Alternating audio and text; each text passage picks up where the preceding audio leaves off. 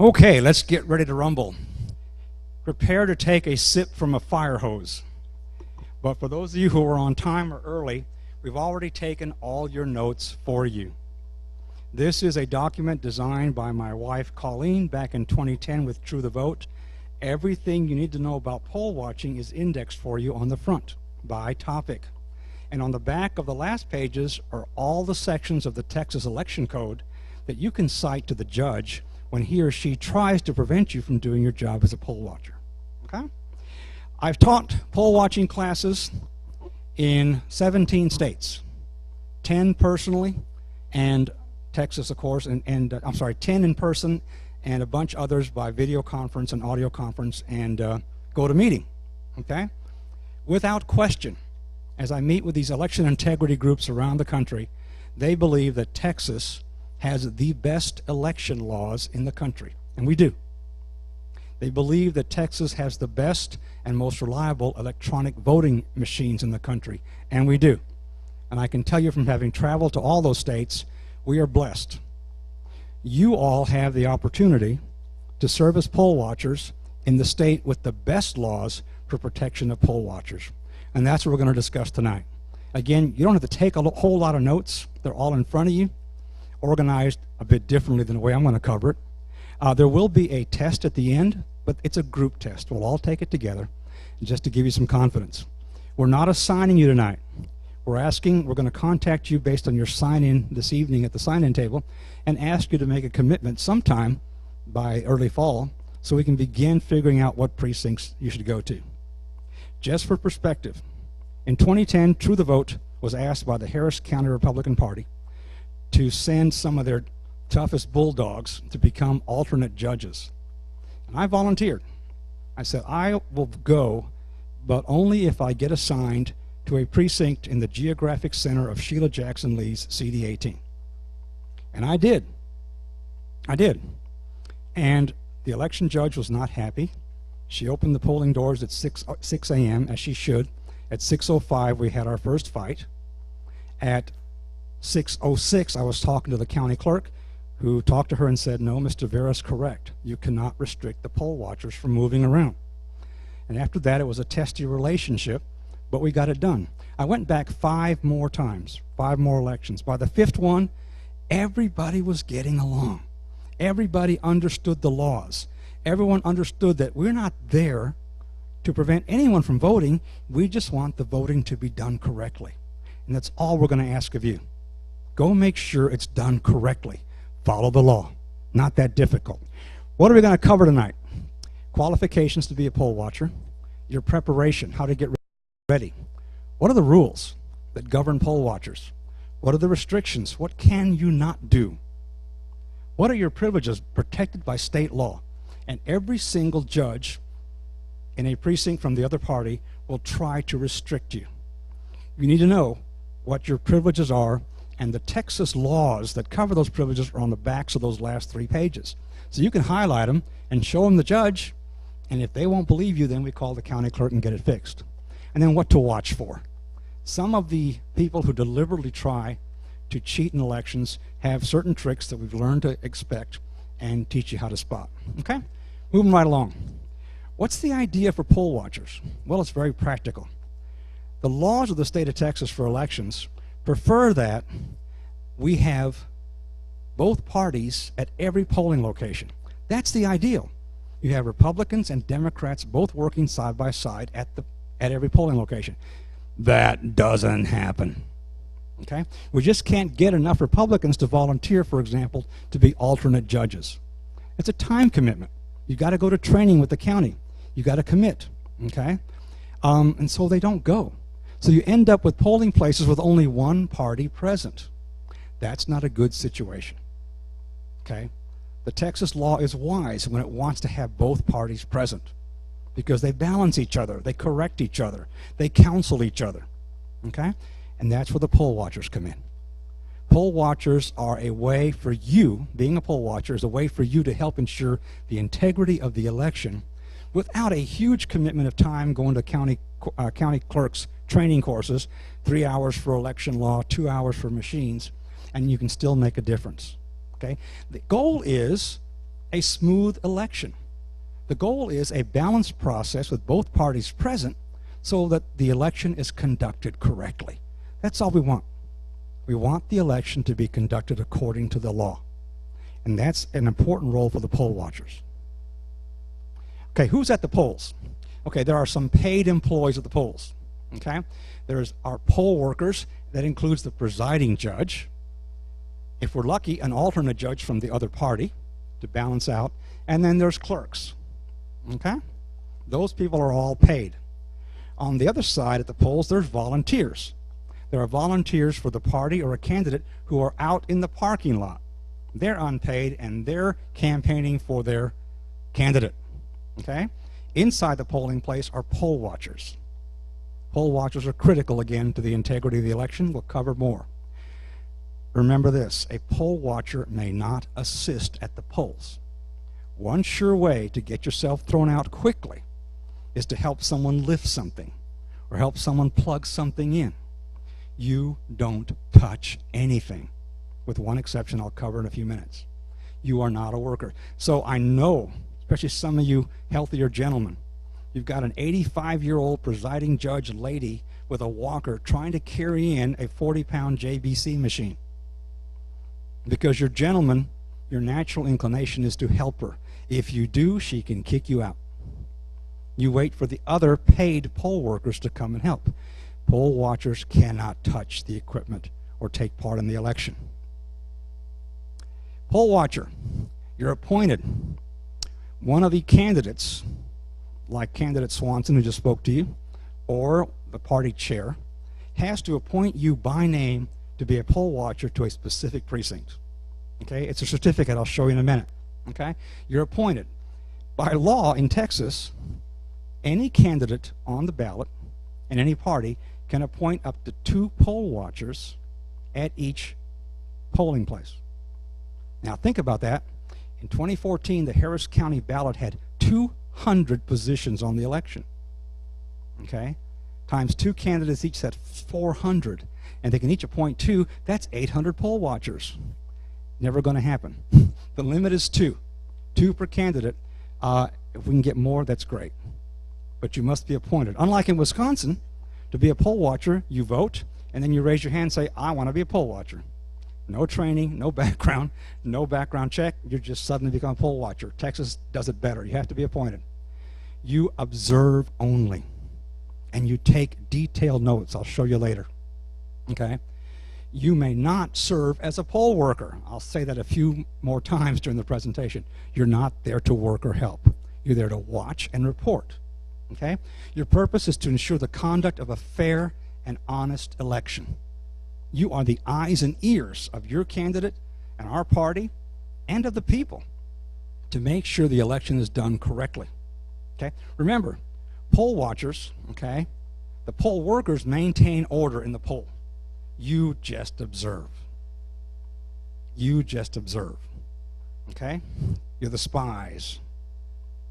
Qualifications to be a poll watcher here in Harris County. You have to be a registered voter in the county. You cannot have any election convictions. You cannot be a candidate on the ballot. You cannot be an elected public official. You cannot employ or work for the election judge or a clerk working in that polling place. Okay? You cannot be related to a judge or a clerk working in that polling place. And you can be related to a candidate or other poll watchers. You can be the wife of a candidate, the cousin of a candidate. That's okay. Okay? Or you can be the wife or husband of the other poll watcher there. That's okay. You just can't be related to the judges who are working it. We don't want any favoritism. Okay? Before Election Day. Okay, this is the certificate. And if you want to see it, you can download it. You can go Secretary of State, Texas, go to the Elections Division, and download the poll watcher appointment certificate. What will happen is we will have candidates to make sure every precinct in Harris County is covered. We'll fill all these out with your name, your precinct assignment after we talk to you, and you'll come in and pick it up, and you'll sign in the top half. Okay? You'll sign, the county chair will sign here, the committee member signs there, okay? Everyone signs this thing, okay? And then when you pick it up, you'll sign as the poll watcher. Sign it exactly the way you always sign it, because when you get to the poll, you're going to sign the bottom half again, and the judge is going to compare signatures. And the judge is going to ask you for your driver's license. Sign it the way you sign your driver's license, okay? What else should you do to get ready? This seems silly, but you'll be amazed how many people don't think about it. Get your certificate of appointment, have your photo ID. Please make sure you vote early. You won't be able to vote on election day because you're probably not going to belong to the precinct where you get sent. So vote early, okay? Vote early.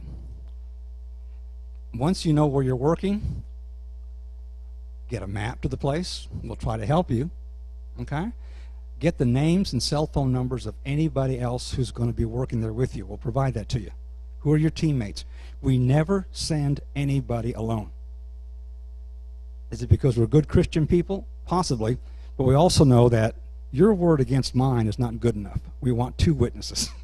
We want 2 witnesses there for everything they see. Okay? Parking. If you can, drive there the weekend before Election Day. Okay? See where you're supposed to park. Okay? If you're not sure, then at least take a look at the layout, take some pictures with your phone, and call the school, for example, that Monday and say, I'm working the election there on Tuesday. Where should we park? Okay? Don't come out after a 12-hour day and find your car towed. Business casual is what we recommend. I always go exactly the way I'm dressed right now because it scares the hell out of them. Everyone assumes I'm a lawyer, which I'm not, and I get a lot of respect. Get comfortable shoes. You're going to be standing a long time. Okay? Bring a sweater or something else to cover with because you may be standing right under an AC vent. You may want to take the sweater on, put the sweater off, whatever. Okay? Bring 15 hours of food, snacks, and water. You don't leave that poll except to go to the restroom. You need to be self-sustaining. You need to be self-contained, like my Ranger LERP teams. Take everything with you. Everything you need. If you've got allergies, if you're on prescription medication, make sure you take it all. Okay? Take that poll watcher's guide I gave you. Take a clipboard, lots of pens, and a lot of pads of paper. A lot of pads of paper. Take a watch, take your cell phone, take your cell phone charger. Okay? You're not allowed to be making calls as a poll watcher inside the polling place, but if you have to report a serious violation, you have to step outside and make that call. Make sure your phone is charged. Okay? All right. Let's keep going. Election day. So you're ready. You've got your little igloo cooler packed. You've got everything set up. You brought 3 pairs of shoes, socks to change in and out of. Be at the polling place by 6 a.m. That's when the doors open. That's when the judge opens the doors, and that's when things start to happen. Immediately. Things you're supposed to watch. Okay? Turn off your cell phone when you enter the polling place. Check the layout of the area. Okay? By the way, war stories. Why should you bring all of your own food and drink? Well, because you should never accept even a cup of coffee from the election judge. I cannot tell you the number of people who saw a very friendly election judge offer them a cup of coffee, and they spent the rest of the day in the restroom because X-Lax blends into coffee really well. Be self-contained. Know where the restrooms are. There was a poll watcher in Dallas who went to a restroom as soon as the polls opened and got locked in and didn't get out for about 3 hours. Missed a lot of the action. Okay? Now, this is not everybody, okay? But it has happened. Be self-sustained. Be alert. Be smart. Check the layout of the area. You go up to the election judge and you present your certificate of appointment. I'm a poll watcher. Here's my certificate. They'll have you sign the bottom half, which is shown inside the red. Okay? When you sign that bottom half, what you're basically saying is, I do not have and will not use any recording equipment inside the poll. That's what you're saying. That's on the test later. Okay? The judge will compare the signatures. The judge can ask you for a photo ID. Okay?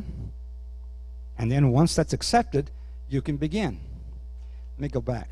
If for any reason, okay, if for any reason the judge refuses to accept you, the judge is required by law to write on the back of that certificate why they're rejecting you and to sign it. If they won't write it down and sign it, you don't leave. Now, what are some legitimate reasons for them rejecting you? Well, one, I screwed up, and you're the third poll watcher appointed by Judge Swanson in her name at that polling place. Each candidate's only allowed 2. Okay? So that's a legitimate reason why the judge would send you away. There's too many poll watchers from that candidate. When that happens, you simply call us. Numbers are on your forms already, and we'll send someone out to meet you with a certificate for a nearby precinct or signed by a different candidate.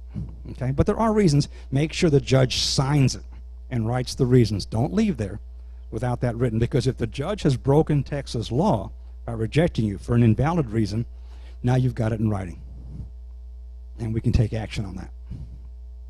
Okay? All right, no recording devices. Cell phones off, not on vibrate.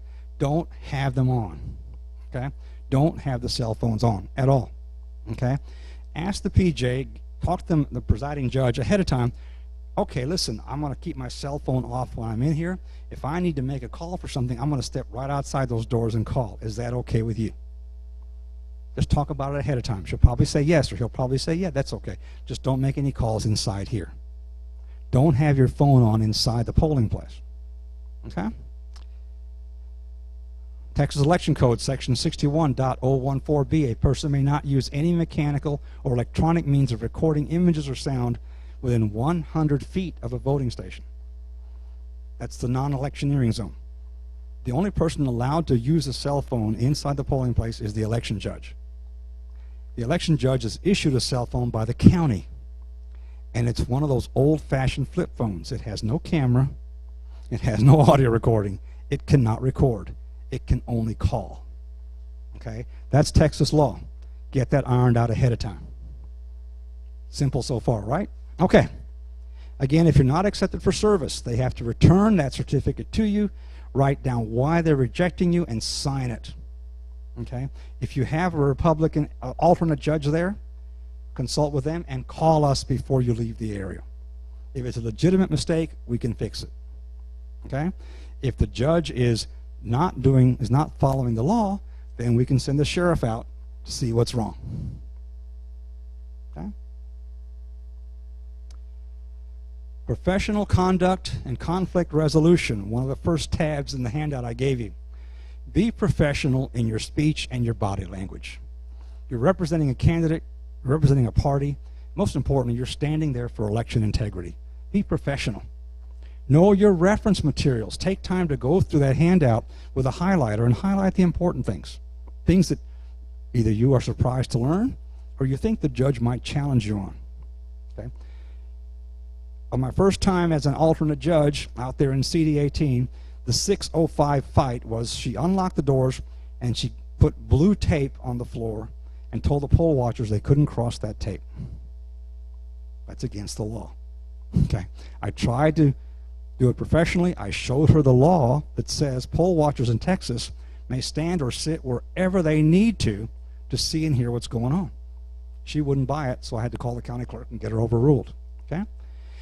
If you're having a problem with a clerk, okay, or with a judge, ask the other judge to help you. That's why you've got the laws in the back of those last few pages.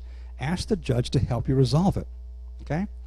Now, if you're dealing with errors by the presiding judge, and be careful, because on election day, not during early voting, on election day in Texas, a presiding judge of an election has the same authority as a state district judge.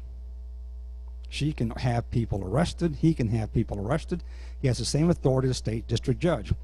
Ballot Security Committee, as we head into election day, always have the appellate courts in Harris County on speed dial, and we've talked to them the weekend before, and they're all ready because the only person that can overrule an election judge on election day is the appellate court.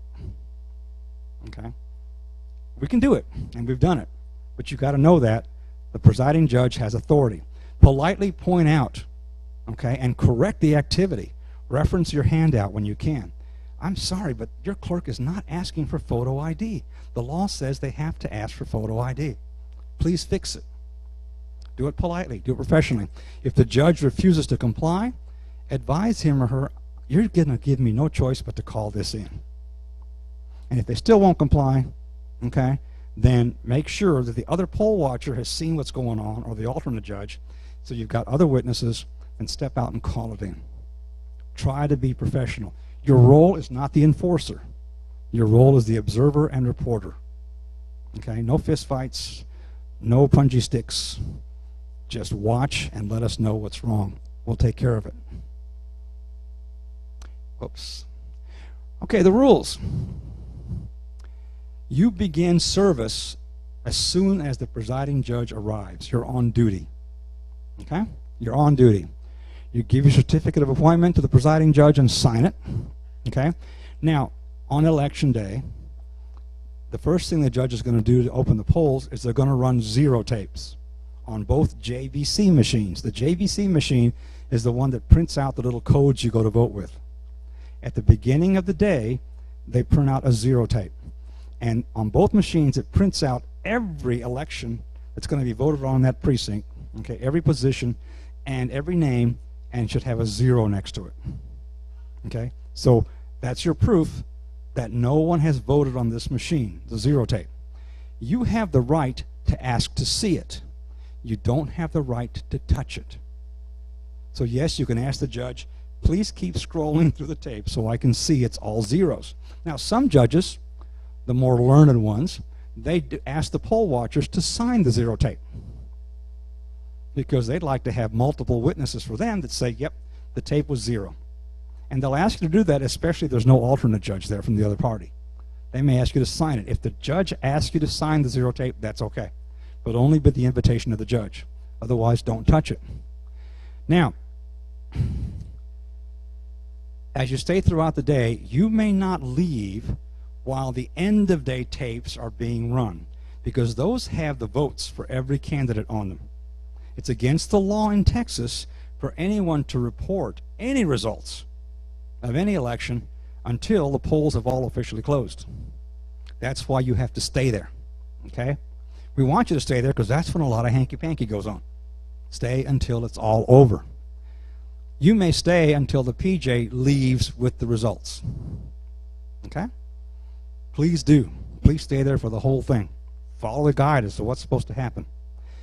If you're not sure about this presiding judge, you have the right by Texas law to follow that judge all the way to the county turn-in center for the JVC machines. You inform the judge of your intent to follow him or her, and they have to, by law, drive in a manner that makes it safe and easy for you to follow them. Now, this is not as important anymore as it used to be.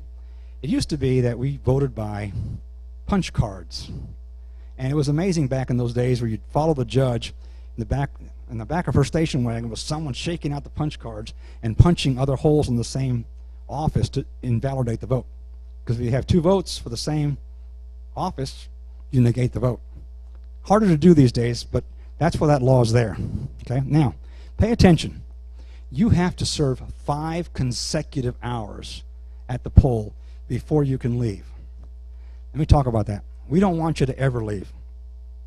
We want you to be self-sustaining, taking your snacks, etc. We want you there the whole time because something is happening all the time. Okay? But the law says, for example, if you forgot your meds and you need to go to Walgreens to get your meds, okay, you have to wait 5 hours. Because if you leave the grounds before 5 hours, the judge does not have to let you back in. Remember that. 5 hours. Okay, and keep that up with the judge. Try to remember everything so you don't have to, but you have to stay there 5 hours. Now, that's when you leave the 100-foot area of the polling place. If you step outside the door to make a phone call to me, to say, Alan, this person's cheating, get over here, that doesn't count. It's when you leave the area. 5 hours minimum service. Okay? All right, what may you not do You may not show sides. Do not wear any campaign shirts, any campaign buttons, party or otherwise. You can't show sides at all. Okay? You cannot reveal any information going on inside the poll all day. So don't go to the restroom and pull your phone out on Facebook and talk about what's going on in there. It's against the law. You cannot talk or communicate anything about what's going on inside the poll unless it's to call and report a problem or someone breaking the law. You cannot talk with voters. Now, hate to say it, but they try like crazy to get you kicked out for that. Okay? If you talk to a voter, the judge can kick you out. So what do they send people in to do? Oh, excuse me, do you know where the restroom is? It's right down the hall. You're out. You spoke to a voter. And they will try that over and over again. Don't speak to a voter. Speak only to the judges and clerks. Don't use your cell phone in the room. Don't have any recording devices, okay? And don't talk. Don't be having chatty conversations. You should only be talking about violations. Okay, you're not there to visit about the all-star game or the football game the night before. You're there to watch. Do not visit with the workers and the other poll watchers, okay? Now, you may not watch a vote. Hold your questions till later. But don't forget it. Write it down. You may not watch a voter vote. Okay? You may not watch a voter vote when the voter votes by himself or herself. You may not watch a voter vote when the voter brings a helper with them. The helper has to sign in, has to take an oath, make sure that gets done, and then you're not allowed to. But when one of the election workers goes to help a voter at the e-slate, you can be right there. That's the one exception. If the judge or alternate judge or one of the clerks is helping a voter at the booth, you can be there. You're allowed to be there. And it's all covered in the laws in the back of your forms. Okay? If the clerk refers a poll watcher to a judge, the watcher can no longer talk to that clerk unless the judge invites a discussion. What does that mean? If you're doing your job, you're hovering behind the clerks. You're watching to see the driver's license shown. You're watching to see that they sign the right line. You're watching to see that the clerk write the voter's name in the poll book. Okay? You're watching all that. Some people get a little ticky about that because you're asking them questions, and the clerk could turn to you and say, "Don't talk to me anymore." They have the right. Then you have to talk to the judge every time, unless the judge says to go ahead and talk to the clerk. Believe me, after you talk to the judge 27 times, the judge will tell you, start talking to the clerk again. And the judge will say, "Clerk, talk to the poll watcher." But understand that if the clerk asks you not to speak to them anymore, honor that and talk only to the judges. And talk to the judges a lot because you'll wear them down and they'll invite you to talk to the clerk again. Don't talk to the voter. Can't say it enough. Don't say a thing to a voter. Just for fun, there's 61 slides in this Texas presentation.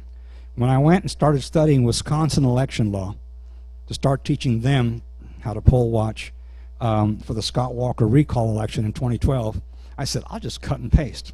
This is the only slide that was the same.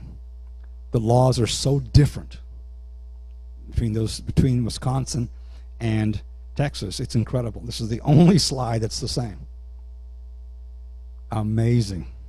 Just amazing. You may only talk to point out an infraction to a clerk or a judge. That's all. Don't talk to anybody else. And remember, the voters will be sent in to try to trap you. Privileges. Now, here's what the law gives you. You have the right to observe all election activities of the judges and the clerks. You have that right in Texas. Okay? It's important. You have the right to sit or stand where it's convenient for you to observe and hear. Judges will try to get you to sit over there in the corner. Don't buy it. You have the right under Texas law to sit or stand wherever you have to sit or stand to see and hear what's going on. In Wisconsin, their law says a poll watcher cannot be closer than 10 feet to any transaction. 10 feet. With same-day voter registration, You walk in and you register to vote at this table, and then you start voting at this table. But the law didn't say that some Hispanic clown from Texas couldn't buy every one of the poll watchers little kids' binoculars at the 99-cent store so they could see an extra 10 feet and see the driver's license. And using that, we had, in the 12 months following the June election, Scott Walker recall election, 44 felony fraud convictions, half with jail time and fines, half with fines and probation. Okay? We're lucky to be in Texas. You have the right to sit or stand wherever you need to sit or stand to see and hear what's going on. Okay? You have the right to make written notes and documentation. That's why I told you to bring extra pads of paper and a clipboard, plenty of pens so you can write. I'll show you samples in a second. If you're going to leave the poll area to go to the restroom, the presiding judge does have the right to ask you to leave your notes inside. Why? Remember, you cannot report any information about what's going on in the poll. You can't take it out with you. But they can't tell you who to leave it with. Leave it with the other poll watcher. Too many cases, poll watcher leaves the notes with a clerk or a judge, comes back from the restroom, and the notes are gone. Okay? Don't let that happen to you. You have the right to point out to the clerk or judge any irregularity, and you have the right to observe assistance to voters by any election worker. Don't let them chase you away. You have the right to be there. I recommend when you go up to that e-slate machine that you stand so you can see the profiles of the judge or the clerk and the voter. Don't stand where you're seeing how the voter votes. That's a no-no. We still insist on voting in secret, voting in private. Stand so you can see and hear both their mouths and faces. Okay? You have the right to inspect the returns and records. You can ask them to show you all the poll lists. You can ask them to show you the sign-in sheets, all of that. You have the right to witness the closing of the polls. When they run that tape at the end of the day with all the votes for every candidate, you have the right to look at it. Not to touch it, but to look at it. If you're in a precinct where there's a lot of translation going on, they have a Vietnamese translator, a Spanish translator, a Chinese translator, you have the right to ask for an English translation of anything that's being said between an election worker and a voter. Okay? You may not have any idea if what the translation is true or not, but you have the right to ask for it. Okay? They have to tell you what's being said. And you have the right to accompany delivery of the records and results back to the county. You can follow the judge. Preventing a poll watcher from observing any entitled activity is a Class A misdemeanor in Texas. That's a $5,000 fine. Okay? Preventing a poll watcher from observing any entitled activity is a Class A misdemeanor. That's in your notes too, and you can point that out to the judge. Now let's get down to brass tacks. Poll watcher entry into the voting area. Here is a sample voter layout. God allow us to always have polling places that look so neat. Ain't going to happen. Okay? They do the best they can. There's a table with a sign-in book, list of voters, and then there's JVC machines that issue the little codes, and then there's the place where people go to vote. Where are the best places for the poll watchers? The best places for the poll watchers are by the front desk, the sign-in check desk, okay? So you can see the driver's license, so you can see where they sign. All right, and back by the JVC machines. Again, I'll show you a picture. The JVC machine is the machine that prints out the code for the voter to vote. That's the two best places. Technically speaking, the poll watchers are not supposed to be inside the area where the e-slate machines are set up to vote. Okay, you shouldn't be in there unless you're watching an election worker help a voter. Try to stay out of there. Best two places are at the tables and at the JVC machines. Okay, poll watcher notes. These are the actual notes from my wife the first day of early voting in 2010 when all hell broke loose in Harris County because True the Vote sent out 1,000 poll watchers and they went nuts. Okay? So she's got a nice yellow pad set up, at the name, poll watcher, the date, what precinct she's at. Okay? 9:20, note the time. Betty cleaned the trash from the voting booths. What kind of trash? Campaign literature, stuff being handed out in the parking lot. Okay, clean it all out. That's good. 9:25, Betty assisted the voter with the machines. Okay. 9:30, the presiding judge posted the 2-hour count. Okay, check the JVC and the list, 85, paper ballot 0, so 85 voters have voted. From 9:30 to 5:30 on election day, the presiding judge has every 2 hours has to take this form on the front door of the polling place and write down how many people have voted.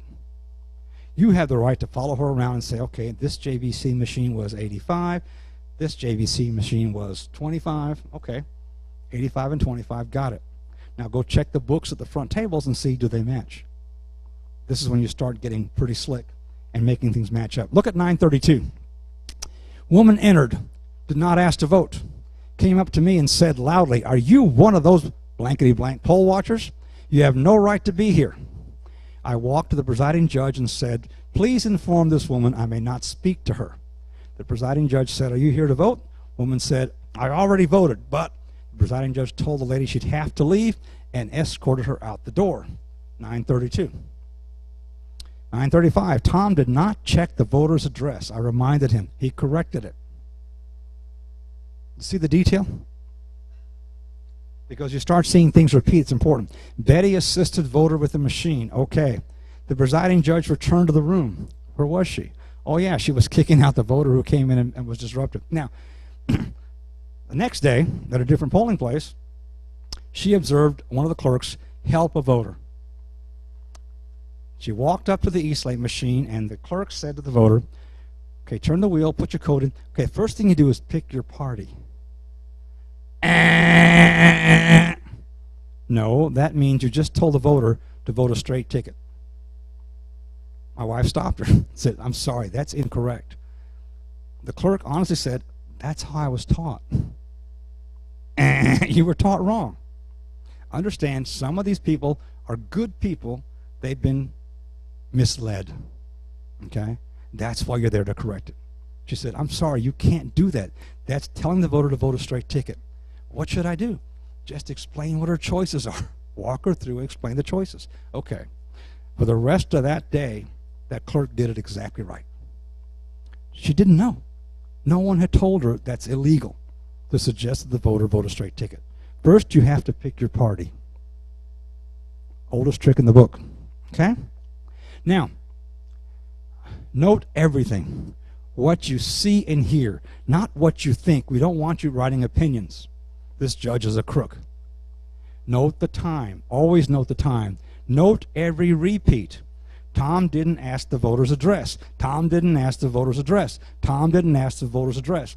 Now we have documentation that we can tell the county clerk, don't ever let Tom be a clerk again. That's how we continually improve the quality of the elections, by your notes. Quote if possible. Quote if possible. Now here comes a tough one. Don't compare notes with your fellow poll watcher. Why? That's collusion. If something serious happens and you all are called to testify, okay, because a felony offense was committed by the judge or by one of the clerks, okay, if you have already been comparing notes, not good, because now the witnesses have colluded. What can you think about doing? Well, again, we had all kinds of tricks. Remember one poll watcher standing by the front tables and one by the JVC machines. One of the tricks was if the poll watcher by the front tables walked smartly back to the JVC machines and stood next to the other poll watcher, that was the signal. Get your butt over there to the tables and see what's going on. Something's up, I want you to see.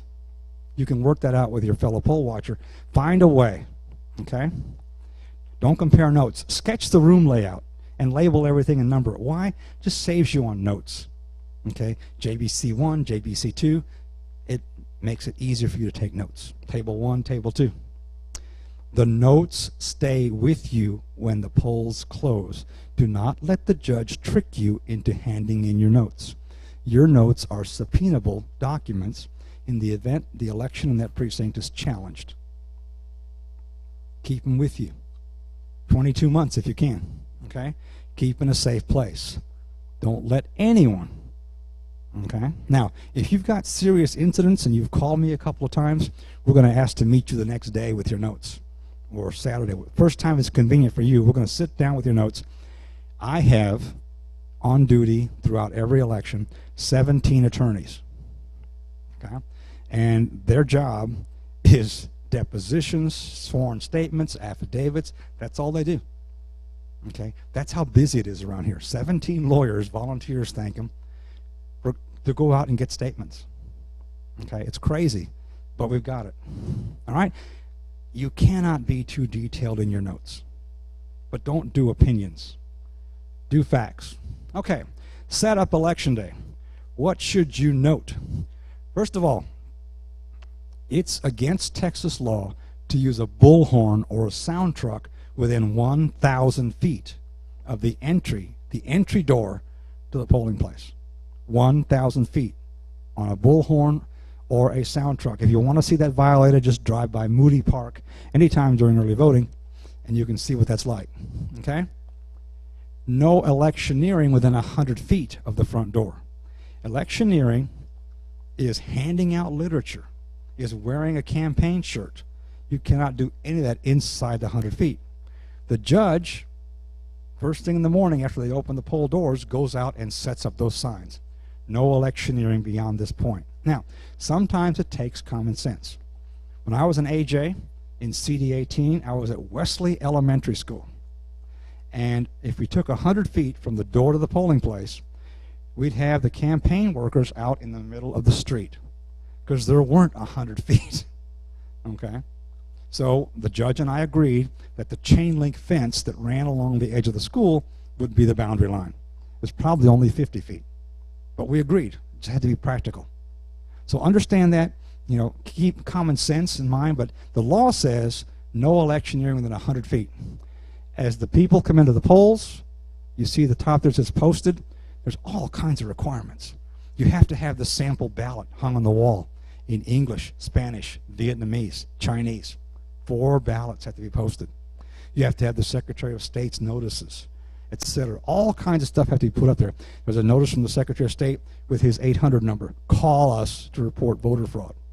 There's all kinds of materials that the judge has to hang out. And finally, you walk into the poll. And normally, you've got 1 or 2 tables, and they've got a book, a poll book, and a list. Okay? And then you've got the E-slates and the JVCs. All right. Again, the red dots are the poll watchers, best places to be, by the JVCs and the front door. In Harris County, on Election Day, there is never a polling place with only 1 JVC. If you get there and there's only 1 JVC that prints out the codes, you've got a problem. I mean, someone else has the other JVC and they're voting on it in someone's garage or basement. We don't have basements, do we? 2 JVCs at every polling place. Don't have any excuse why there aren't 2 there. Okay? You've got the E-slate machines that are all hooked to the JVCs. The E-slates are what we touch when we vote. There's a DAO unit, D-A-U. It's a disabled unit. Okay, it's always on a lower pedestal. People with wheelchairs can roll right up to it and vote. And what may shock you is that that E-slate, the DAO unit, can be taken out and a clerk can go out to the curb and get a disabled voter's vote in their car. Okay? It's allowed. Someone has to come in, though, with that voter's ID and everything else and get them signed in correctly. Okay? But then the clerk can go out and curb service voting if the voter is disabled. Now, if you've got the clerk going out to the curb with the E-slate machine and the poll is full of people voting, where should you be? Stay inside. That E-slate can only record 1 vote. Okay? They have to go out to the car, help the person vote, come back in, and they plug it back in, and then the E-slate gives the vote to the JVC. They can't vote more than once when it's disconnected. Okay? Now, if you have about 35 in a row come up for curb service, then you might want to go out and look. Stay where the most voters are. Now, if it's dead inside the polls, fine, follow them out there. See what they do. Because what happens, the greatest law violation in the curb service is that the clerk tells the voter how to vote. Or The person who brought the voter tells the voter how to vote. They influence the voter. It's against the law. Okay? But that's a typical setup. Okay? Typical setup on election day. And you will never see it. You will never see a nice, properly proportioned polling place. If you're in a grade school, it's down a hall, and all these machines are on top of each other. Okay? It's always a mess. But the principles stay the same. Sign-in table, 2 JVCs, E-slates off the JVCs, and at least 1 Dow unit for the handicapped or disabled present. Okay? Poll watchers, best places are the sign-in tables and the JVCs. That's where the fraud's going to happen, except when a clerk or judge is helping a voter. That's the other place the fraud's going to happen. Who can be in the voting area? Voters, okay, while they're voting. Once they finish voting, they can't hang around. Like the minister in the church near where I worked as an AJ, who finished voting and stood there and started preaching a sermon about us being in his precinct and how undesirable that was. And I had to tell him, I'm sorry, by law you have to leave. You voted. You voted. You have to leave now. Poll watchers can be in there. Interpreters providing assistance to the voters. Yes, a voter can bring their own interpreter with them. The interpreter has to sign in at the table. They have to take the oath that they will not influence the voter, and only then are they allowed to proceed and help the voter to vote. Okay? Children under 18 who are accompanying a parent to vote. It's okay to bring a kid in under 18. Persons admitted to provide assistance to the voter, same thing. Election judges and clerks, state and federal election inspectors. Department of Justice is here all the time. They are itching and salivating to get back into Texas elections. They're everywhere. Okay? Certified Texas peace officers appointed by the presiding judge. Okay, this law has changed in the last 2 years thanks to True the Vote. Used to be a judge could appoint anybody to be a peace officer. So a motorcycle gang guy could be the peace officer in that polling place. Not anymore. Has to be a certified Texas peace officer. And by the way, that judge has to pay for that peace officer himself or herself. They can always call the police, but to have someone standing there, it's going to be paid for by the judge. County clerk and staff, okay, officials conducting a student election. You may not see this, but in Clear Lake, in that area, they're very active in teaching students all about the election process. And they actually have student council votes going on in parallel with the real vote, okay, with different machines and different E-slates. So the students get to learn the whole process of voting. That's allowed. It's allowed. Now, it used to be that the poll watchers were the only ones on this list that did not wear an ID badge. Now you do. Okay? In the last 4 years, that's changed. So everybody except the voters and the visitors and the interpreters wear a name badge. Okay? Yours will probably just say poll watcher. Okay? But everyone has ID. It's a Class C misdemeanor. Pay attention, for a candidate to be inside the polling place. A candidate to be inside the polling place. Okay? Unless the candidate is actually voting or assisting a voter or conducting official business in that building. Okay? Ms. Sheila Jackson Lee has offices in every polling place in her district. And so it allows her to walk to the lobby and go to her office and work. It's legal. It's legal. She can't be, though, inside the polling place shaking hands. That's not legal. Okay? So not anybody can be in the polling place. Security seals. Now it gets really technical. Judge opens the polling place and carries in these giant boxes with the JVC machines. The JVC machines are in a cardboard box with a seal, a plastic seal. Okay? Seal cannot be broken when the judge arrives. If that seal's broken, you call. We're stopping that election there until the clerk can get out with a different JVC machine. Every one of these seals have serial numbers on them. They've all got a serial number on them, unique. Okay? The seals have to be broken in the presence of both the presiding judge and the alternate judge if there is one. Okay? If there is one. If there's no alternate judge and you and someone else are a poll watcher, the judge will probably say, I'm now going to break the seal, because they want you to see that the seal wasn't broken. Okay? Once they open the box up, okay, inside is a bunch of paperwork. See on the right? There's a bunch of paperwork, and there's 2 seals for the end of the day. Why am I pointing this out? Because the judges like to pretend they lost those 2 seals for the end of the day. At the end of the day, they say, you know what, I can't find my seals. I guess I'll have to take these JBCs back to the county clerk unsealed. No, we're going to call the county clerk, and we're all going to sit here till they come out with new seals. You can save yourself a lot of time, and you can be the hero of the clerks if you notice where the judge sticks those seals after they open the box. It's usually in a drawer or in a coat pocket or a pants pocket. Just watch. And at the end of the day, you can say, oh, look in your left pants pocket. That's where they are. Seals are critical. Now, that sheet you see in the bottom right-hand picture, that has the serial number of these seals. They have to match. And you have the right to ask the judge to hold up the seal so you can see the serial number, and to hold up that paper so you can make sure they're identical. Critical security. Critical. Okay? There's the seal logs. That's what the paper looks like. And so the judge and the alternate judge, if there is one, okay, they go through, okay, and they make sure everything's matching. If there's going to be an alternate judge, the presiding judge has to wait for the AJ to show up. Okay? And we'll let you know that ahead of time. The numbers all have to match up on the forms. Okay? Both the presiding judge and the alternate judge sign the travel seal log. Okay? Again, pay attention to where the judge sticks the seals for the end of the day. Save yourself a lot of time. You stop the election if the seal is broken or if the serial numbers don't match. Something has gone terribly wrong. If the seals are broken or the serial numbers don't match, you call timeout and you get on the phone to me, and I'll get to the county clerk. Again, watch for all the machines. How many JBC machines at every polling place? 2. Accept nothing less. They all have to be there. Okay?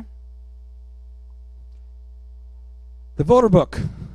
Now we're getting really detailed. The voter book's when you come in and you present the clerk your ID, and they look you up in this big book. Okay? Your name's supposed to be in there. It has the list of all the registered voters in that precinct. Okay? In that precinct. Hallelujah, because of our county clerk, the poll book that's printed now has computer printed early voted. So anyone who voted early, it's next to their name. Anyone who asked for a mail ballot, it's next to their name. Okay? All that's in there now. Because in the old days, when I still rode dinosaurs, you had a separate list. You had to sit there and go through the poll book and find the names and put down mail ballot. Write down voted early. It's all done for us now. All noted, okay? Before the poll opens, the judges and clerks take an oath. They take an oath not to influence any voter, etc. Poll watchers don't take that oath. But anyone who comes in to help a voter, translator, whatever, has to take that same oath. The voter book, God help us, guys. I apologize, but you've all seen this because you've all voted. Each voter shows their photo ID. I'll show you the only exception in just a second. In Texas, everyone has to show the correct photo ID. Each voter has to be asked if the address, what is your address? Or do you still live at? Okay? They have to confirm the address. If there's indications on there, the clerk has to complete the step. Each voter signs on the book, on the line of the voter's name. Make sure the voter is signing on the correct line. Otherwise, you've left a line open for someone else to vote later. Seen that trick? Okay? Make sure the voter's signing on the correct line.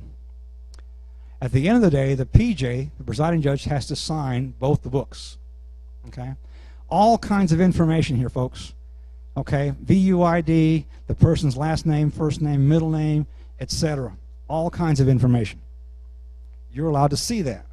Now, try not to like fall on the clerk's shoulder to see it, but you're allowed to see it. And in between, ask the clerk, go back. I want to see that voter who just signed in. You should know what's in there, and you should be able to see it. Problem solution. Sometimes there's an S next to the voter's name. An S. Okay? That means that the address, the county clerk and the voter registrar don't know where this voter really lives. And so they've left him in this precinct, but the voter has to fill out a statement of residence card. It's called an SOR. It's a green form that there's plenty of there. They have to fill it out before they vote. The voter cannot go on to vote until they've filled out that card, because that card has an affidavit and a sworn statement that the voter is still in this precinct and is allowed to vote here. Okay, EV, or early voted. If that's in there, the voter doesn't get to vote a regular ballot. They've already voted. Okay? If the voter holds their breath till they turn blue, can they vote any kind of ballot? Yes. They can vote a provisional ballot. Okay? If they get violent or threaten to hold their breath, but it's not going to count. Okay? Provisional ballot is the answer to most conflicts. ID required, if it's in there, okay, that means there's some question about the voter's identity, and they've already shown you a driver's license. This says, I want to see a second form of ID, like a voter registration card. Okay, something else. Mail ballot requested. Holy cow. Okay, holy cow. That means the voter asked for a mail ballot. What do we do? Well, in the best case, the voter has the ballot with them. I never sent in this mail ballot. There's a form in the judge's packet that takes care of that. Take the mail ballot, void it, etc., put it in there, stick it in an envelope, and the voter gets to vote. If the voter doesn't have the mail ballot with them, provisional. Okay? They can vote a provisional ballot. And then the people I appoint downtown on the ballot board, who look at every mail ballot and every provisional ballot, they'll decide if the voter was correct or if the voter was playing games.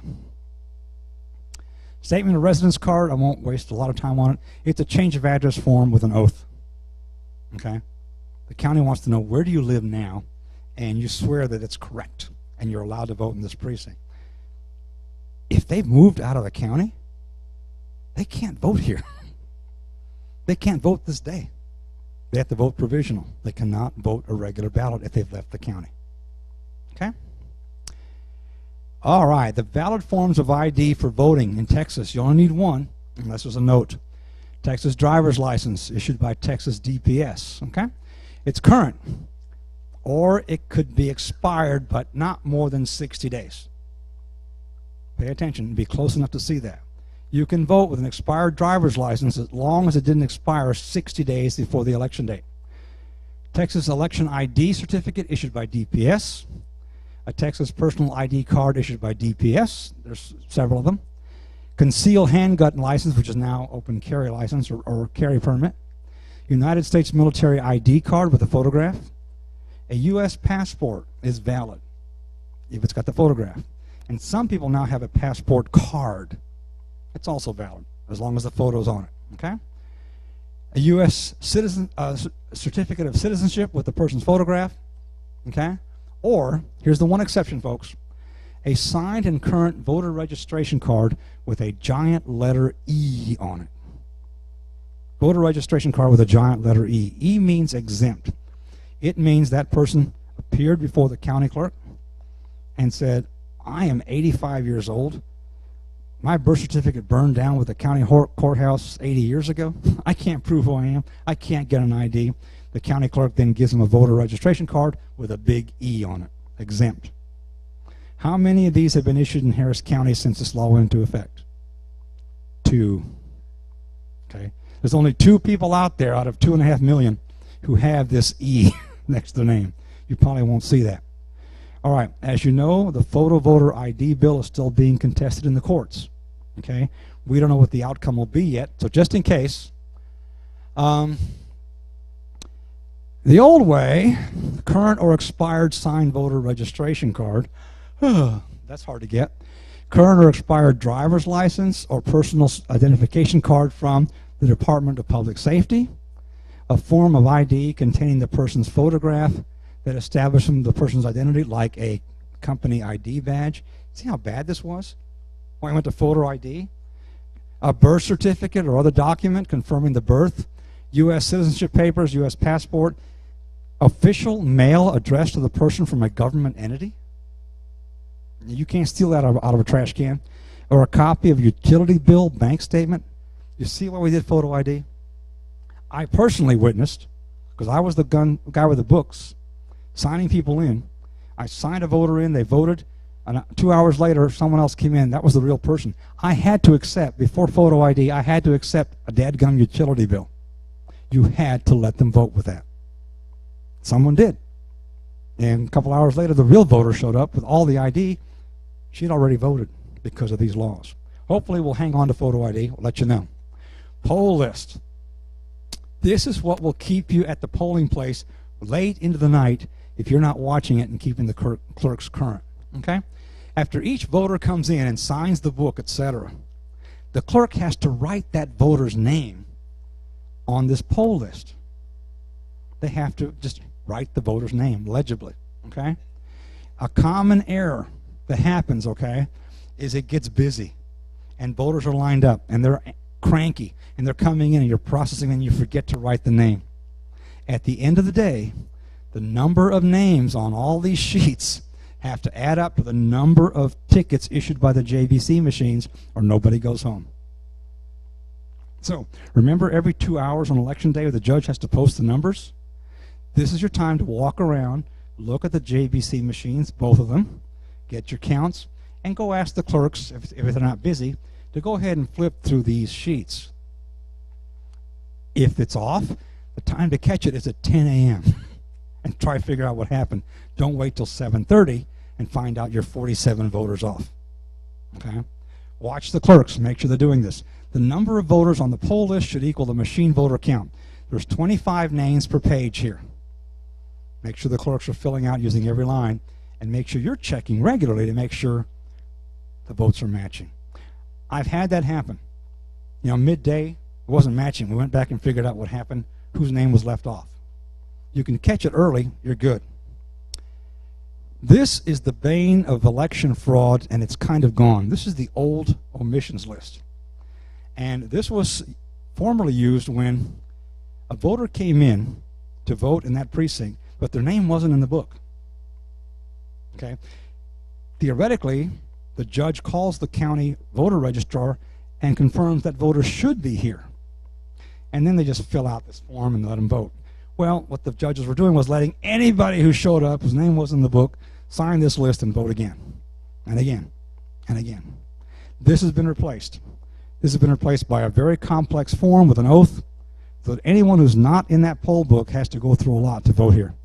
Pay attention if this comes up. Pay attention, because if they're not in the book, they shouldn't be voting there. Again, election day 2-hour voter count between 9:30 and 5:30. That's what it looks like. It's posted outside the door. That is the only information that leaves the polling place throughout the day. How many people have voted? Not who has voted or who hasn't voted. Don't let that judge sit there and say, Betty hasn't voted yet. Get her over here. Not allowed. Not allowed. If they do that, not allowed. Okay, the poll list should equal the total votes cast. Problem is, the poll list doesn't get updated all the time. So what do? In the bottom right-hand corner of the JVC machine, okay, when the day started, that said 0. It said 0. Now it has a number in it. How many tickets have been issued out of that machine? And there's 2 of those machines, so you go look at both of those and add them up. And then go around to both the sign-in tables and 25 to a page, count how many names have been signed in. See if they match. Okay? So check it whenever the judge checks it. Check it before and after a break. Okay? Poll watchers, don't take a break at the same time. Somebody should always be in there watching. Always be there watching. Don't ever have eyes off the prize. Okay? And take a break. Now, don't go to a brand new school and have the brand new principal come in and say, oh, would you like a tour of my school? And when you left, only 10 people had voted, and you came back a half hour later, and 700 people have now voted while you were gone. It's happened. Okay? Stay there. Stay there. JVC public count bottom right-hand corner. All right, provisional ballots. We're in the home stretch, folks. Stand by. Provisional ballots, when a voter's eligibility is in question, but the voter insists on voting. They have no valid ID, but they insist on voting. They can vote provisionally. When they have indicated they ask for a mail ballot, but they don't have it with them, or they're in the wrong precinct, okay, or their address is outside the county, or a voter doesn't qualify for some other reason but insists on voting. That's how you settle fights. Voter insists they're supposed to vote, you know they're not. You settle it by letting them vote provisional. One other thing you should know, very rare. Let's say on election day in November, we have a major electrical storm and the power goes out all over Houston for 2 hours. And some court judge orders all the polls to stay open till 9. Because they normally close at what time? 7. Judge says all polls in Harris County stay open till 9. Anybody who votes after 7 votes provisionally. They don't vote a regular ballot. Why? Because at 9 a.m. the next day, some other judge is going to overturn the first judge, and the only way you can throw out all those votes after 7 is to have them provisional. I'll show you in a minute the difference. Okay? The presiding judge makes the decision on a provisional ballot, not the clerk. The presiding judge has to inform the voter his vote may not count. They got to say those words. Your vote may not count. Be honest. They complete the provisional affidavit, all the reasons, peek over the shoulder and make sure the judge is writing the correct reason why this voter. If the voter's voting provisional because they already early voted and the judge is saying something about an address, that's not right. Make sure the judge is writing the correct reason. Okay? Then provisional ballot code is issued with a different JVC tape. I'll show you in just a second. All the papers are put in the proper envelope. Provisional ballot is a big deal. A lot of paperwork, and you got to watch to make sure it's done correctly. All right. See here in the center that little pink slip, 3622? That's the size of the ticket you normally get when you vote. That's a regular ballot. If you watch a provisional ballot in process, it's that big monster on the right. It's about 8 inches long. It prints out a lot of stuff that has to be signed by the judge and stuck in an envelope. It's very different looking. And it has a totally different code number. Totally different code number. That's so that if that person's provisional vote is deemed invalid, we don't count that vote. So it's handled by a totally separate memory card, all done differently. The JVC machine, if you're not familiar with it, it prints out the tickets here. Okay? And again, regular ballot in the center, provisional ballot on the right. Okay? Don't let a clerk print out a regular ticket for a provisional voter, because that vote counts. You can't get those votes back. No way. Once you vote a regular ballot, it's in. No way to pull it out. Oops, sorry. At the JVC, okay, the clerk there, when the voter signs in, they're handed a slip of paper handwritten by the clerk at the table. It's got a code for what precinct they're voting on. Okay? Sometimes you have more than one precinct at a polling place. That code's important because you could have a precinct that has, a polling place with 2 precincts in 2 different school districts. And one school district's having a bond election, one isn't. That code tells the JVC operator which ballot to give to this voter. It's called a ballot style. So that's the precinct number, etc. Okay? Watch the clerk now and then because they have to punch the right buttons on the JVC to make sure the voter gets the correct ballot when they plug in the code. 1 per voter. Anyone heard the word ticket stacking? Ticket stacking. JVC operator sees their friend coming in to vote and they start printing off multiple tickets. Pretty thin, easy to hold. And so their friend shows up and they give him 5 tickets. Those things have a 15-minute expiration time on them. You can vote 5 times in 15 minutes. And so the friend does. Don't let the clerk be printing out code slips until the voter is actually in front of them and hands them the slip. Watch for ticket stacking. The ticket stacks with the voter. Got a 15-minute expiration date. If the voter doesn't get to the booth and plug in that code in 15 minutes, that ticket's void. Now you got to go through a big process of canceling that ticket, etc. Okay? Has to be canceled properly.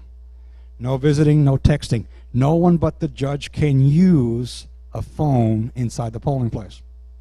People are going to come up and say, I've got my voting recommendations on my cell phone. I want to read my ticket here. No. You can bring in a paper list. You cannot be reading stuff off a phone. You cannot use a phone in the polling place if you're not the judge. Okay? You've seen that enough so you understand what it is. Understand JVCs and ticket stacking. That's where those clerks cheat. The other place they cheat is they print out a regular ballot for a provisional. Watch that closely. At the booth, oh my God, the e-slate machine. Okay? Only the voter touches the machine. Okay? Unless the voter has no arms and legs, or they're both handicapped and crippled, only the voter touches the machine. No one else touches the machine. Okay? Stickers and all that trash left by previous voters have to be cleaned out regularly. The voter can ask for information on procedures, but not who to vote for. If you hear a voter asking someone, who should I vote for, you stop that. Okay? Point it out. Stop it. All right. There's that example again in red. This is where you pick your party. That's incorrect instruction. It's a Class B misdemeanor, $3,000 fine, for an election worker to knowingly suggest to a voter how they should vote. Don't forget you get one portable e-slate machine. Now, the voter can request assistance for a language barrier or being physically unable to mark the ballot, and they can bring an assistant to help. Okay? The assistant has to take... Now, if the voter is assisted by an election worker, then the poll worker can be there, and someone from both parties should be there. All right? Now, you will not believe how many voters walk away from the booth and the flag is not flying. They have not cast their ballot yet. And what every clerk in the world wants to do is run up and press the cast ballot button. Don't let them. That's illegal. The proper procedure is to try to catch the voter in the parking lot, find him, bring him back. Only the voter can press the cast ballot button. The correct procedure in that case, if they can't find the voter, is they have to cancel the booth. The judge goes to the JVC machine and cancels the booth. No one else can press cast ballot but the voter. Voters needing assistance, well, if they can't read or write at all, if they're physically unable to mark the ballot, if they don't speak or read any language on the ballot, so they don't speak English or Spanish or Mandarin, Chinese, or Vietnamese, they can get help. They may not be assisted by an employee or by an officer or agent of the voters' union. If an election worker assists the voter, the poll watcher may observe that assistance. Stand close enough to see and hear everything heard. Avoid seeing the actual ballot. Okay. Home stretch here. What else do you watch out for? Bribing, coercing, or unlawfully influencing the voters. It happens inside the polling place. Sometimes it's happening out in the parking lot. Telling anyone how a voter has voted. Okay? That's one of the few felonies we have in Texas. I'm trying to get more felonies, more crimes raised to felonies. That's one of the few felonies right now. You cannot tell how someone has voted. It's a felony. You can't talk about the status of the vote count. No candidate or party clothing, stickers, or signs. Harassing an election official is a crime. Unlawfully assisting a voter is a crime. Who are the worst offenders? Husbands and wives. The worst. We teach our election judges and clerks, when you get a husband and wife in together, send them to separate sides of the polling place.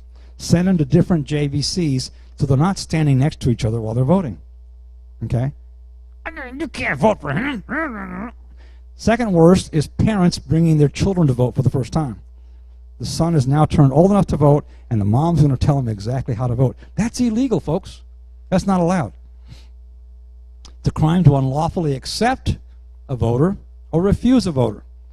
It's a crime to unlawfully accept an ineligible voter. It's a crime to refuse an eligible voter. It's a crime to have a cell phone, to be using a cell phone in the polling place, interfering with the voting process. Again, political stickers. Remember, voters can bring their notes into the polling place. If they have a slate or something they're going to vote, not smart enough to vote their own minds, they can bring those in paper. They cannot read them off a cell phone. No cell phones work in the polling place. All right, what do you do? If you see things going wrong, number one, I'm sorry. What happened here? We use our... There we go. Correct on the spot. If the correction's made, record and note that. Bob did not check the voter's ID. I told him, he went back and checked it, it's fixed. If the correction is not made, inform the judges, AJ or PJ, and keep writing what happens. If it's a major infraction and there's no correction, incident report, get out and call me. Tell me what's going on. It's a major violation of the law, give me a call. Try to make sure that all the team records the incidents. Don't talk about it. Whatever you guys want to work out, make sure you both see it and hear it. Include the time and names of all involved, description of the violation, what you witnessed, leave out your opinions. If you're going to come out and call, make sure someone else is still inside writing. Okay? You call only if there's no AJ or if both the AJ and PJ refuse to correct. Okay? Ken, can you advance that?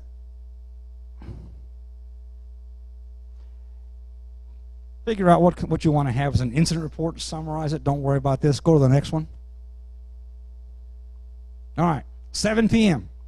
Only voters that are in line at 7 p.m. can vote. Don't let the judge use you as a bookmark.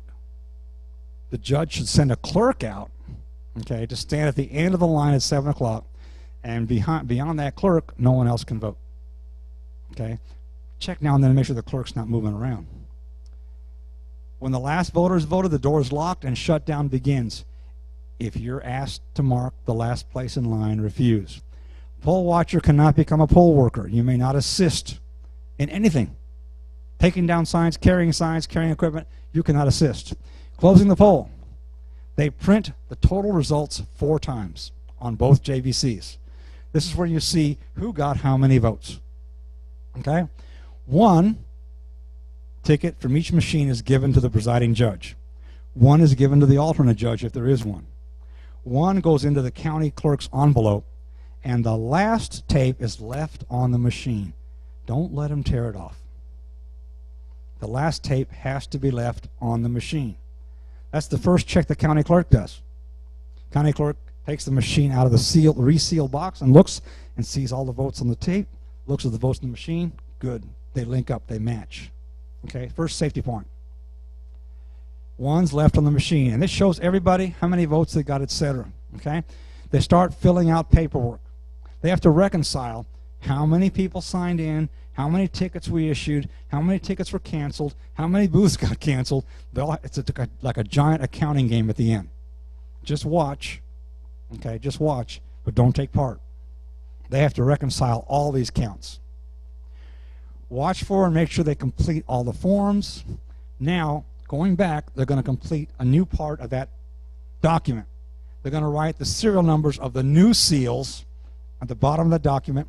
They're recording it, and the seals are secured. Now, these are kind of pull tab seals, and you know if you put them in the wrong way, they're just going to slide off. You can't touch them, okay? But you can ask the judge to tug on it. Would you please tug on that so I can make sure it's been put in the right way? Have to be sealed. Have to be sealed. So the summary, we all get there at 6 a.m. ready for war. We stay, we write, we support, we correct. And normally, 8:30, you're out of there. Earlier if the judge is really good and kept track all day. Later if not. Okay? It's a long day.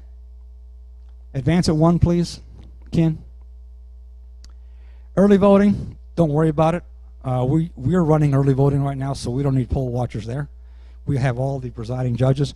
Same thing, okay, the voter book is replaced by a computer. You swipe the driver's license down it, scan it. Higher level of activity.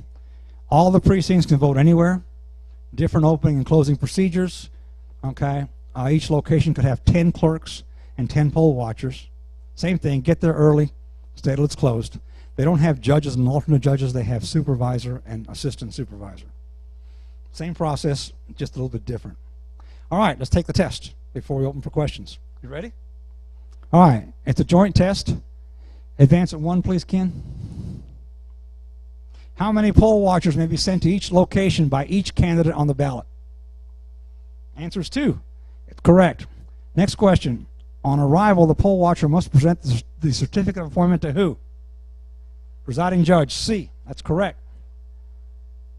When signing the affidavit of the poll watcher at the poll is affirming what? It's B. All that says is, I don't possess any recording devices. I'm not going to use them. Okay? That's all that affidavit says. So the answer to that is B, does not possess any recording devices. Advance, oh, here we go, got it. Who's responsible for maintaining order and control in the polling place? A, poll watchers do not take part. Okay, it's the election workers. Poll watchers may sit or stand where? B, conveniently near election officials to observe all the activities. Do not ever accept A. The judge will try to get you to. Don't ever accept it. It's B. Preventing a poll watcher from observing any activity the poll watcher is entitled to see is what? Correct. It's a Class A misdemeanor. You guys are good. The presiding judge may require a poll watcher to leave the polling place location if the poll watcher does what? Talk to a voter. Fastest way to get thrown out, whether they tricked you or not. Advance it again, please. I think my poll watcher points out an infraction to the clerk, and the clerk refers the poll watcher to the judge. The poll watcher may not discuss the matter anymore with the clerk unless what? Correct. C. And we're going to talk to the judge a lot so he lifts that ban. Okay? Who may accompany a voter into the voting booth? Good. Poll watchers may observe a voter in a booth when the voter is being assisted by whom? Correct. C. Otherwise, you stay away. 5. Good. 5 hours is correct. You guys have been paying attention. Of course, giving you all the notes ahead of time probably helped. Can't hit that for me, will you? Poll watcher leaves the room. The presiding judge may require him or her to leave any written notes with whom? C. Do not leave them with a judge or a clerk of the other party. Okay? You decide who keeps your notes. Unless the presiding judge allows the poll watchers an exception, inside the polling place location, all cell phones should be turned off. Don't get kicked out for that. That's silly. Turned off. Poll watcher may not bring what into the polling location? B, a camera. You can bring all your food and beverage and the poll watcher's guidebook, which you have. Poll watcher may not bring cameras. All right, if the presiding judge allows, how many poll watchers may sign the official election documents? B, 2. Up to 2. What information may be revealed by persons serving inside the polling place before the polls close? A. That's the only thing. How many people have voted here? Okay? Ken, thanks. On election day, the number of votes cast must be posted outside the door every how many hours? 2. That's correct, between 9:30 and 5:30. The door, it's usually the outside door to the building. Okay? Usually the outside, because the public needs to be able to come up and see without actually coming into the polling place. Okay? No electioneering or loitering within how many feet of the entrance to the polling building? B, 100 feet. Okay? No sound amplification within how many feet? 1,000. Except in Moody Park. I'm just kidding. That's the bane of my existence. Did you learn anything? Was it interesting? It's complicated. But let me tell you the secret. Even if you learned nothing tonight, the fact that you're standing there makes a difference. Every time we send a poll watcher or an alternate judge to a location that's never had a Republican there before, we stop something. And you'll be amazed. In the city runoff in December last year, we sent an alternate judge to a location that had never had a Republican. She was acting as the greeter at the time. They were taking shifts. And a sitting Texas state rep came in and said, hey, some of the boys in the car are not going to be able to make it to their precinct. Is it okay if they vote here? a state rep. No, they can't vote here. You know the law. Okay? That stuff goes on. That's why people like you are so important. So even if you only remember half of this stuff, the fact that you're there, everyone gets better. Everyone gets smarter. Everyone gets more conscientious. Okay? They pay attention more. They watch what they're doing. They don't know who you are, and they don't know who you're calling when you step outside the call. Okay? You make a huge difference.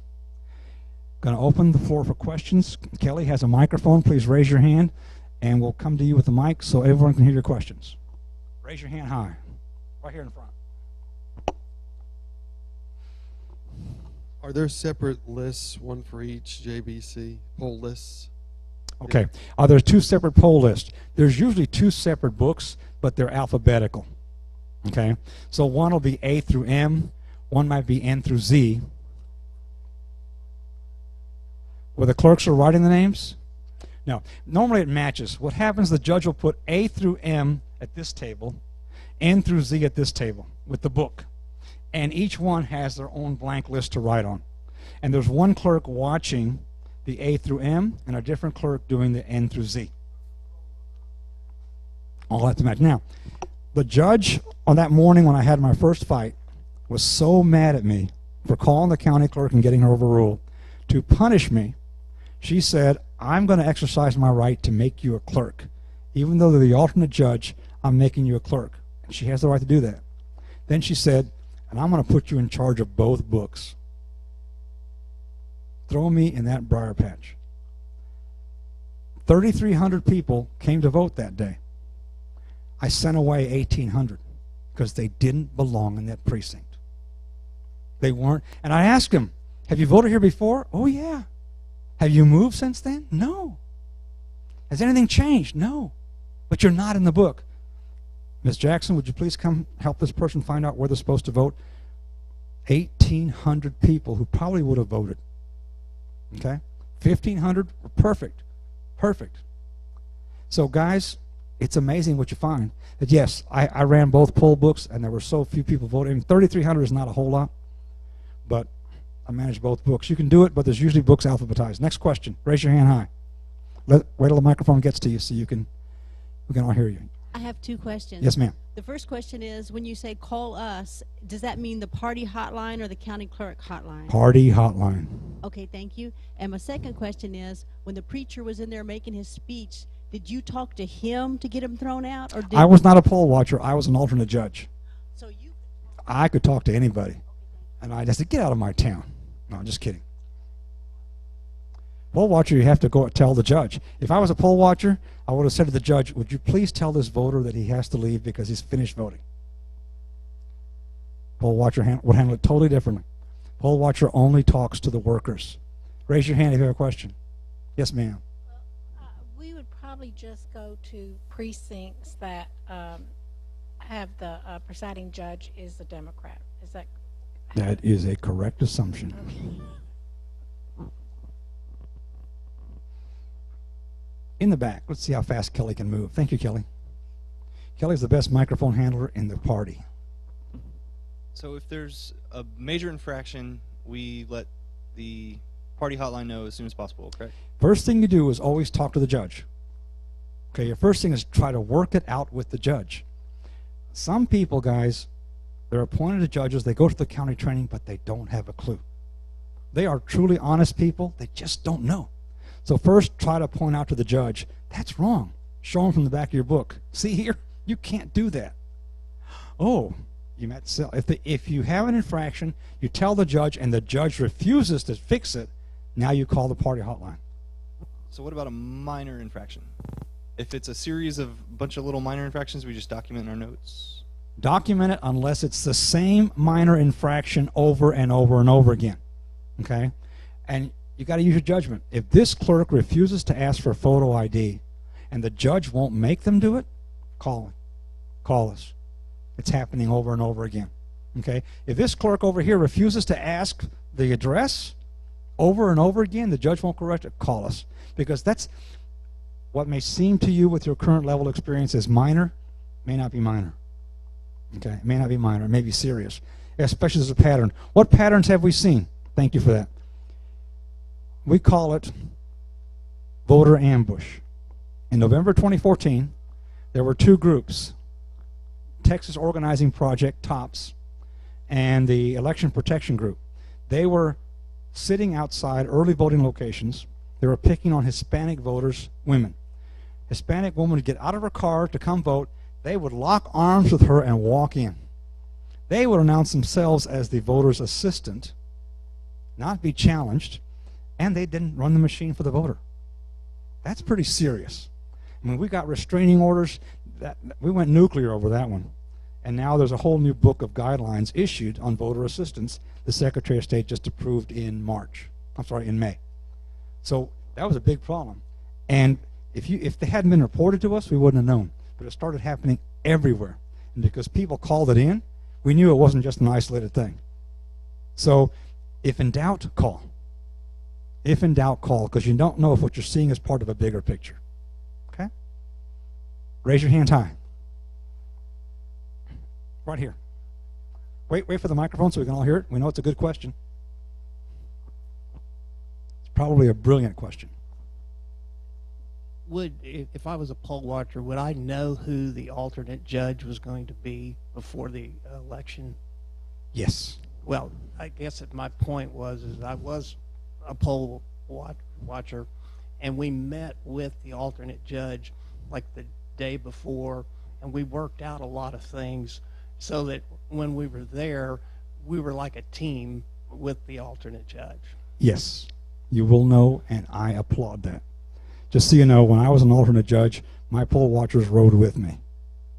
And since I didn't know what to expect, I had an ex-Marine and a current Harris County Sheriff's deputy as my poll watchers. So, yeah, absolutely. Get together ahead of time. I can tell you right now who the alternate judges are if we haven't yet. I have all those lists.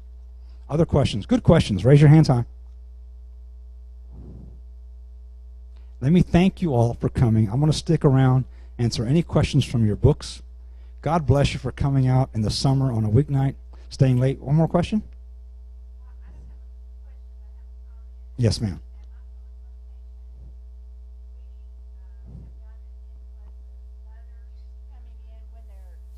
Hold on. Go ahead. At my polling location, we have an influx of when a voter comes in, a young person comes in to vote for the first time, and the mother's in there. The mother wants to take a picture on her phone of them voting, and that is illegal. They cannot do that. That's correct. And so, you know, some of the clerks say, "Oh, well, that's cute." Oh, but no, it's illegal. It's illegal. Yeah. Guys, again, I have a weird reputation around the state, but it really is simple. The law is the law. And if you're not going to enforce it, why have it on the books? The law says no phones being used in any way inside the polling place. No cameras, no audio recording devices, no telephones. Only the election judge, presiding judge, can have a phone. That's illegal. You stop it. One more question. Yes. Are you going to hold this class again? Are we going to hold this class again? Yes, we don't know when. We're still trying to borrow the election equipment from the county clerk for a week and have it set up here so everyone can come in and play with it and see how it works and screw it up. Better here than on the polling place. But I don't have that done yet. That's supposed to be July 25th, not confirmed. But yes, we'll hold the poll watcher class again at least 3 more times before Election Day. We'll announce it. And it'll be the same class. When I was teaching with True the Vote, we had one dear old couple. We taught that, my wife and I taught the class 17 times. They came 17 times. And they finally, now back then we didn't do an all test. We gave out individual tests. Okay, and they finally passed the test on the 17th time. So God bless them. Do you have a question? He went twice, but he can give the class. He's been around a long time with me. Y'all, thank you so much. God bless. Oh, one more question?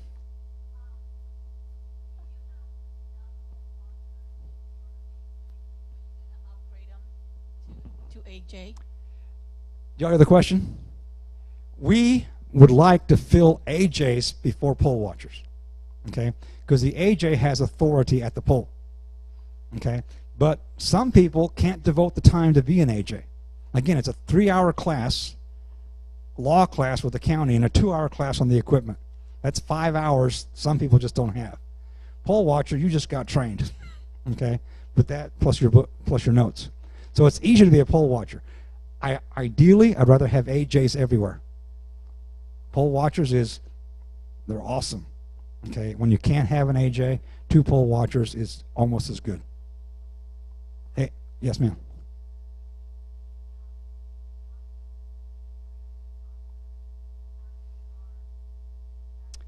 There are, if you count all the actual precincts plus do you know what an LPA is? Limited purpose annexation. The city of Houston has annexed shopping centers and manufacturing plants so they can get the sales tax, okay? 1069 precincts plus LPAs, okay? How many are Democrat? Almost 700. Almost 700. So yeah, we need a lot. Now the best show we ever had was 2010, when True the Vote turned up all these AJs, including me, and we had every single one of those filled. Every single one filled. But, well, I do. But by this time, most people are asleep. So, Kurt, any more questions? I'll stick around to answer any other individual questions. Thank you all so much. God bless you. And please, when we call on you, keep the spirits high and say yes, you'll serve. Thank you. Good night.